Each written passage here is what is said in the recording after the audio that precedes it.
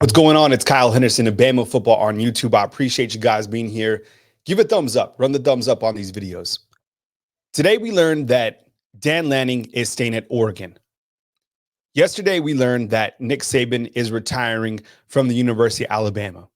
As we look to who is going to be the replacement for Nick Saban, and we know that no one could ever replace Nick Saban, I want to go over the timeline of yesterday's event and talk about the fact that Saban is going to support Alabama through this transitional process. From what we understand, Coach Saban went about his day as normal. Started out 7 a.m., was at the facility, was interviewing coaches. There's a great article on ESPN written by Chris Lowe that talks about just going through the day, interviewing assistant coaches to potentially bring to the staff. And then when he had a meeting with the players, he announced that he is retiring. He cited his age and his health. And it was news clearly that took the world by storm. In a great article, as mentioned by Chris Lowe, this is a quote. "There are a lot of things to clean up to. Help as we move forward. I'm still going to have a presence here at the University of Alabama in some form and trying to figure all that and how it works. This is a place that will never be too far away from Miss Terry and I." And that is an article from Chris Lowe. I found that interesting because when you look at the wording of it, right? I'm still going to have a presence here at the University of Alabama. I like that. It makes me feel good. And if you're a player at the University of Alabama, I think you're excited about the fact that Coach Saban is still going to have a part in the program, in the dynasty that he built. I'm curious to see how other coaches are looking at that when they come to Alabama. I think if you're Lane Kiffin and you're thinking about potentially coming here to Alabama, you got to be ecstatic. You got one of the greatest mind in college football as a mentor, right? To hand over the keys to you. I'm kind of pulling for Lane Kiffin myself, honestly, to be the next head football coach here. I'm on the Lane train, if you will. To me, it makes sense. I mean, he's talked about his relationship with Coach Saban. I know they really have a great respect for each other. Same agent, right? Jimmy Sexton, who is reportedly seen here in Tuscaloosa today on Thursday, January 11th. And I think from the offensive schematics, I think Lane Kiffin steps in and he understands how to drive a Ferrari that Alabama's offense is. I think that it would be interesting to see if Lane Kiffin is the guy who would be his defensive coordinator. As you know, his defensive coordinator at Ole Miss is former Alabama defensive coordinator Pete Golding. As you know, that wouldn't make sense. So you do have a very qualified coach on Alabama's current staff, and Travarius Robinson works with the secondary, great recruiter, great defensive mind. In fact, I think Lane Kiffin was already kind of telling us that somebody else was calling the plays, and he was kind of alluding to the fact that it was T-Rob. You also have other candidates that are being brought up. You have Kalen DeBoer from Washington, another coach that just recently took Washington to the national title game. He was at Southern Illinois from 2010 to 2013. He was at Eastern Michigan from 2014 to 2016. You look more at his resume. He was at Fresno State from 2017 to 2018. He was at Indiana from 2019 before becoming the head football coach at the University of Washington in 2021. His overall record during that time since the 2021 season is 25-3. He's a younger coach. Same with Lane Kiffin. And a lot of people like Caleb DeBoer's resume.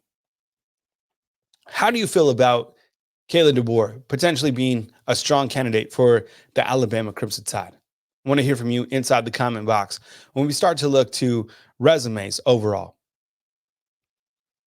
I wouldn't be mad about this hire. I think anybody who takes over Coach Saban's spot is going to have enormous pressure. Can you imagine if this particular coach doesn't get Alabama to the SEC championship? There's no more East and West. It's just number one and number two. Could Kalen DeBoer be that guy? Could he do that with this offense? We know he did a lot with Michael Penix and all the weapons that Washington has. Could he continue that? Is he the next guy? Who knows? According to Greg Byrne, who is the athletic director for the University of Alabama, he said that there's going to be a lot of rumors and to not believe anything until it comes from him, which is understandable. You know how Twitter works, you know how Instagram works. Can't always believe what we see on social media. He has the job to try to figure out who can come in and be the best fit for the student athletes. You're talking about future NFL guys. It's a tall task for an athletic director. It'll really be the biggest coaching hire that he's ever made in his career. It was going to happen at some point.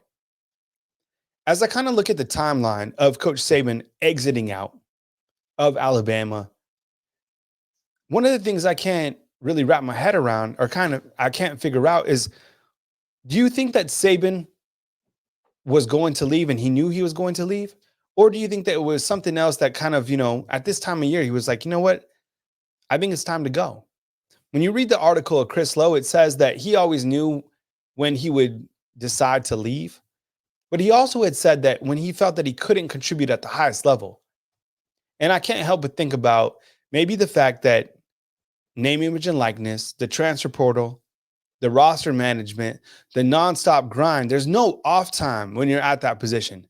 And I think it was even Chris Lowe himself that said, when talking with Saban, it's a lot different doing things at 62 than doing things at 72.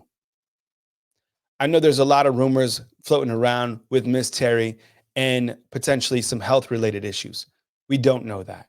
And I pray that that is not the case, because that would be far worse news than Coach Saban retiring.